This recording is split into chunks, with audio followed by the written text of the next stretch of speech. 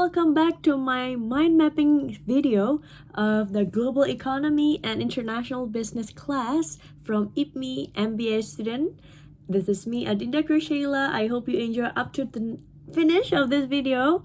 And yes, I hope you also get the juice of everything that I will explain and share to you about. So yes, please enjoy. So basically through all of Prof. Freud's class and also Prof. Yulita's class is that this whole class is studying about the global economy concerns of interconnectedness and interdependence of the world's economic system. So it involves analyzing how different countries and regions are linked through trade and also investment, finance, and other economic activities. Alright, so now let's dive into the first week. And this is the introduction to global economy.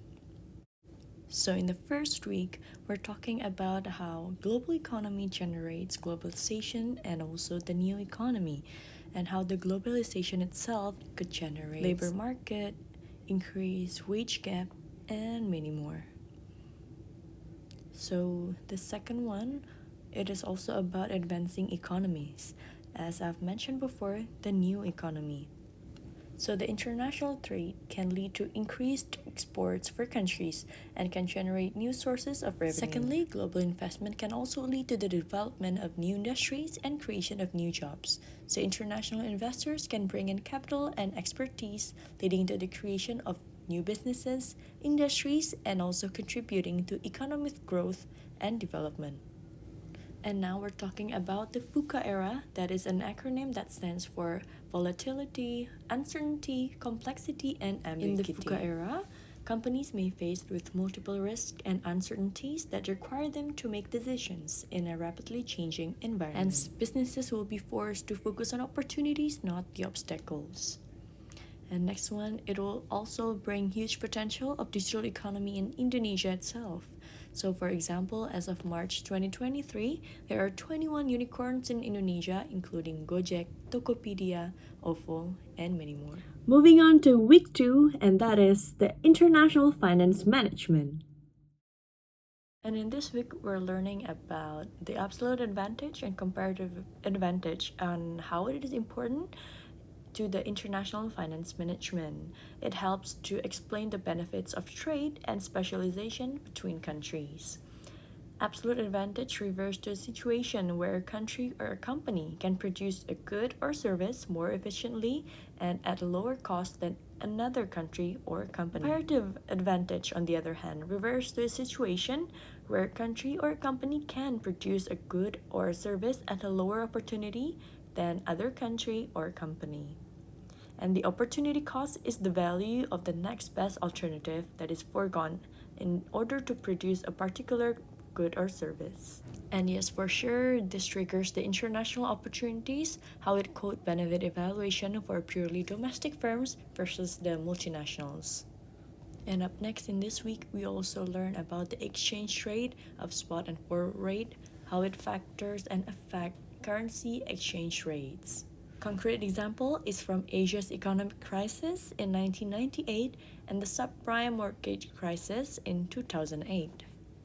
And now we're on to week 3, which is the discussion about the theory of tariff and quota. Tariffs and quotas are tools used by government to control the flow of goods and services across their borders. So for example, through the international trade, we can get international opportunities. So then in result, we can also manage currency risk and other financial activities. Both tariffs and quotas have the potential to impact international trade as they can increase the cost of important goods, reduce consumer choices, and restrict the flow of goods across the borders. So by definition, tariff itself is a tax that a government imposes on important goods or services. So for example, USD 5 per ton of steel or 10% of the import value. And quota is a physical limit on import quality. So the differences are, first, quota do not generate revenue for the government, and increases in foreign productivity do not result in lower prices with a quota, but they do with a tariff. And lastly, quota can increase foreign profits. but they also have similarities. One of that is that they both reduce imports. For any quota, there is an equivalent tariff of value. Week 4 tells us about the international issue and its discussion on real study case. So yes, of course, a conflict also has a broader implication for the global economy. It has disrupted trade and investment flows and caused geopolitical uncertainty. For example, let's take a look at Russia versus Ukraine war. The sanctions and counter-sanctions between Russia and the Western countries itself have also impacted global supply chains, leading to higher costs for businesses and consumers. And for Indonesia, should reposition itself not just a part of Pacific instead of just Asia. Hence, through all of this global issue, accidents happening recently, what can we do? For example, for Indonesia, we can help by diving through tourism. Week 5, which is the time of international business. And of course, the global economy would mean nothing without the international business case. So by definition itself, let's dig deeper into it. So basically, the definition of international business or business itself is that it is a business transaction between parties from more than one countries.